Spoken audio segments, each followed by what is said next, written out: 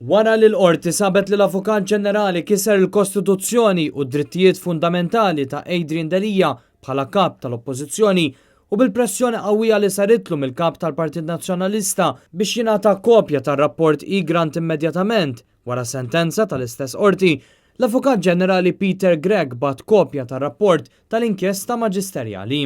L-Avukat Ġenerali ta' pajjiżna kiser id-drittijiet fundamentali tal-kap tal-Oppożizzjoni f'dak li huma l-espressjoni libera, freedom of expression, u ħoloq żbilanċ politiku. F'din il-kawża l-kap tal-Partit Nazzjonalista kien assistit mill-Avukat Vincent Gallia u t-tim legali tiegħu. Għandna sitwazzjoni f'pajjiżna fejn l-Avukat Ġenerali ta' Malta kiser il-Kostituzzjoni ta' pajjiżna. L-Avukat Ġenerali għandu jirreżenja immedjatament. Ma jistax ikonna pajjiż demokratiku fejn ikun hemm is-separazzjoni tal-poteri u s-saltna tad-dritt mhux mit-tifsa meta jkollok avukat ġenerali illi jinstab mill-qorti mill-ogħla qorti tal-pajjiż, il-qorti tal-Appell Kostituzzjonali illi kiser il-Kostituzzjoni ta' pajjiżna meta xogħlu huwa proprju li jiddefendi dik l-istess Kostituzzjoni. Eżatt wara s-sentenza tal-qorti, il-kap tal-Partit Nazzjonalista u tal-Oppożizzjoni Adrian Delija mar fl-uffiċċju tal-Avukat Ġenerali biex jingħata kopja immedjatament.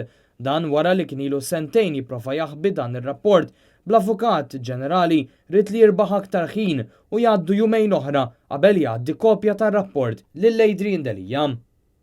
F'dawn ix-xhur kollha ma kienx ippreparat imqarb dokument illi fil-moment li l-qorti kostituzzjonali tagħna tal-appell tiddikjara li huwa kiser il-Kostituzzjoni tagħna, xorta jibqa' jinħeba wara l-liġi biex jipperpetwa l-isbilanċ politiku illi huwa għadu kif ġiet dikjarat illi kommetta.